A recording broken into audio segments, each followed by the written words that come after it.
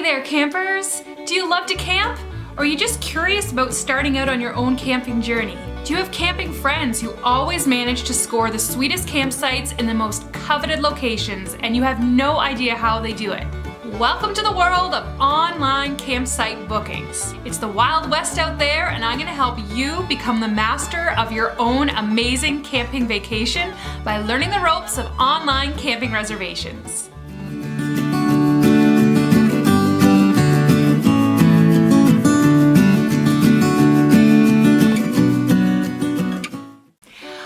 I'm Jen and welcome to the channel. Here we talk about all things Canada, large family living, adoption.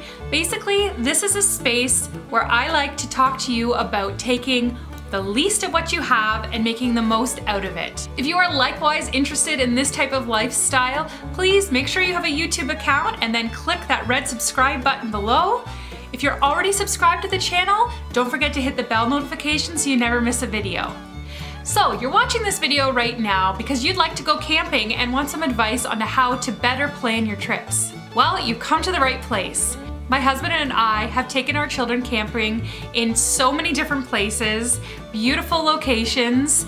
We always tent camp, but this video is also applicable to any of you who might have an RV or a trailer and are just curious as to get those great campsites. Even though we focus our travels largely in Canada, we have gone throughout the US, so the tips I'm about to give you actually apply worldwide to campsite reservation bookings. If you pay close attention all the way to the end of this video, I just know you're gonna rock your next vacation. Okay, so first of all, before we look into the logistics of booking online, there are a couple things you need to decide as the camper. First, you need to decide where you want to camp, and you need to decide this yesterday. I am filming this video in the dead of winter in January, and I'm already planning out our camping vacations. Why? Because in Canada, our national parks camping vacations go live on January 15th, and if I am not online booking my favorite campsite on January 15th, I might not get it. Actually, there's a great possibility I won't get it. So you need to decide where you want to camp well before your booking window opens. This is a personal choice, but our family actually prefers to camp at either national or provincial parks. Why? It's a preference for us, but camping at a private campground often feels a little bit, to me, very trailer parky. Now there are those of you out there who love the trailer park experience, who love waking up in the morning, sitting out on your lawn chair and looking at the side of another trailer. But for our family, that's actually not what we enjoy. So if that's the type of camping you like, you're probably not gonna have trouble booking a nice site just because there are so many private trailer parks out there that don't book up that far in advance, probably for a reason. So how do you decide what park you wanna stay at? First of all, go online and check for reviews on TripAdvisor. There'll be Google reviews of the different campgrounds. If you're limited to, an hour or two from where you live, then that's where you're gonna kind of draw your circle and read reviews about that place. If you can go a little further, then increase your circle of research. You're also gonna wanna ask your friends, your family who have gone camping, if they've camped extensively, they're gonna be able to give you some amazing advice on which places are the best to go. Everybody has their preferences, but I really like to tap into the expertise of those who have camped before me. Once you've found where you wanna camp, so for our family, there's some incredible national parks in Canada that we love to stay at. I'm sure some of them are pretty popular to most of you. Out west, there's Banff National Park, there's Glacier National Park. Here in Ontario, one of our favorite places is Bruce National Park, and within that, there's somewhere called Cypress Lake Campground. That's one of our all-time favorites. It's super hard to get into, but it's beautiful if you can go there.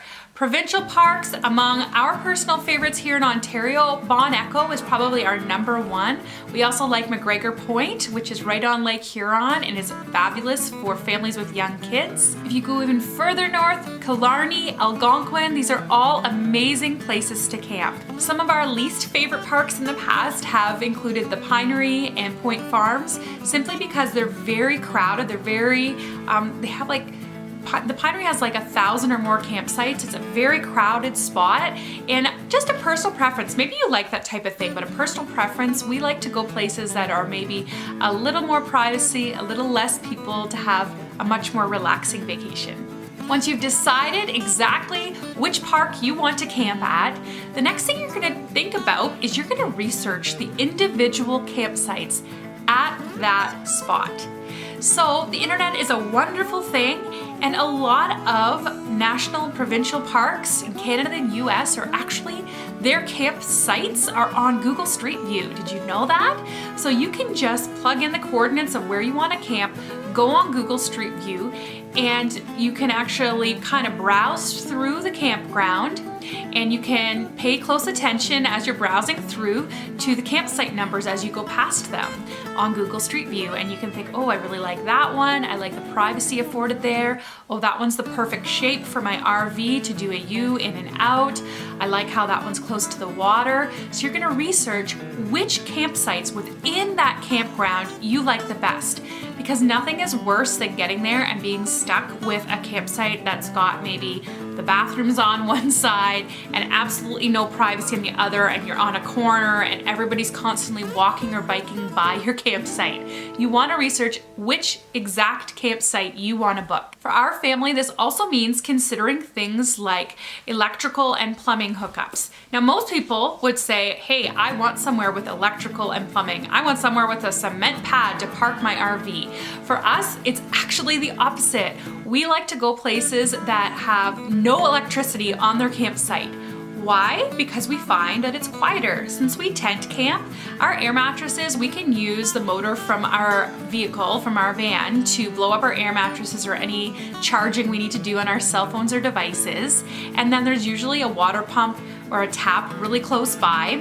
So it just depends on how you like to camp. My mom likes to camp at a campsite with electrical hookup so she can bring her coffee maker and plug it in. Whatever you like, you want to consider what type, what atmosphere you want to be in. Okay, so you've nailed it down. You've decided where you want to camp. You've decided what site you want to camp on. I suggest you actually write down probably about 5 or 6 options of what your ideal campsite is within that campground before you look at booking online. Next, what you want to do is nail down your dates.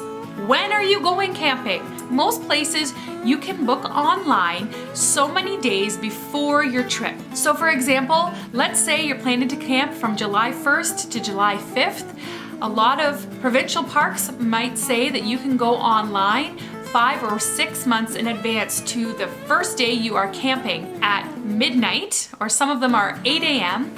and you can go ahead and book your sites that day. So you want to figure out when you're camping, probably honestly 7 or 8 months in advance. Figure out when you're camping, and then write into your phone, write into your calendar a reminder to be online booking that site exactly the earliest date that is allowable for that campground. Once you've got that decided, you've got more work to do in advance of that initial booking date. You want to make sure you have an account set up.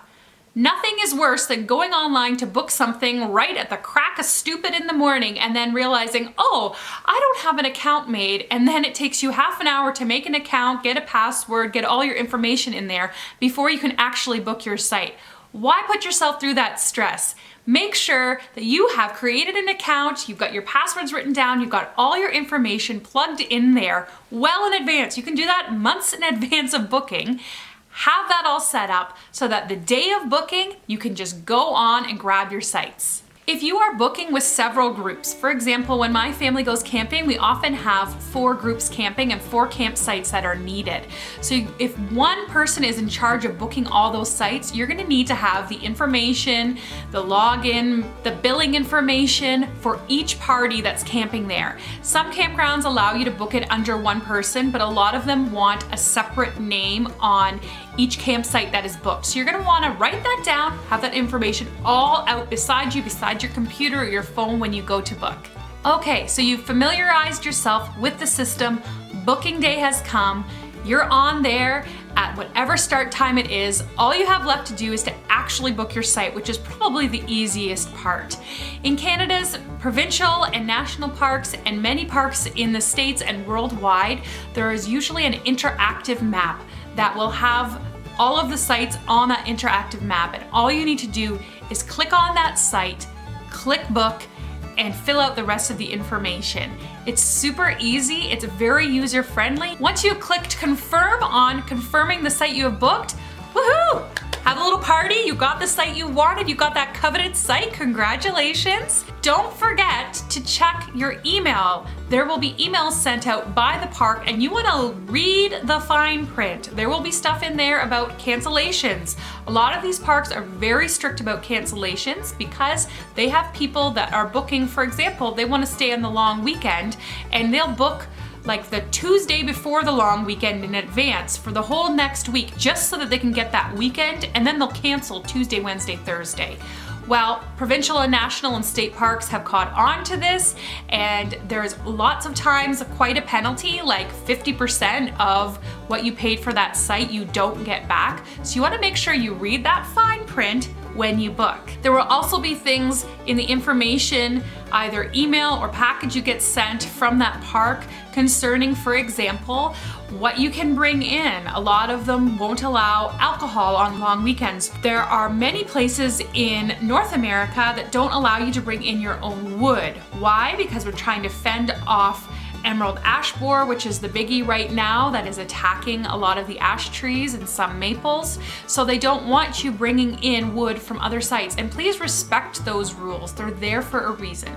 There also might be quiet time rules that you're unaware of. Our family fell into this trap last time we were together, and we were camping at a national park which had a little bit different rules. So it was a little earlier curfew at night than we were used to. I think it was like 10 p.m. quiet hours instead of 11 p.m. or something like that.